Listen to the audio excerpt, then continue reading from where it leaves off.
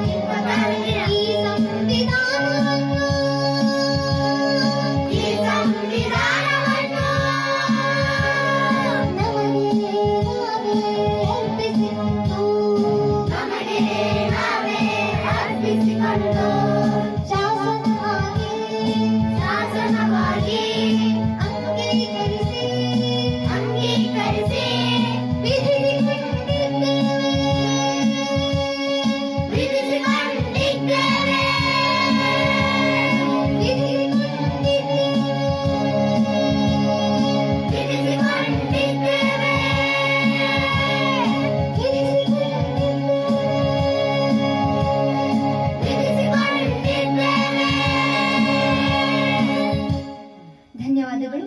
ಈ ಗೀತೆಯ ರಾಗ ಸಂಯೋಜನೆ ಹಂಸಲೇಖ ಅವರು. ಜೈ ಶ್ರೀ ಮಾತಾ.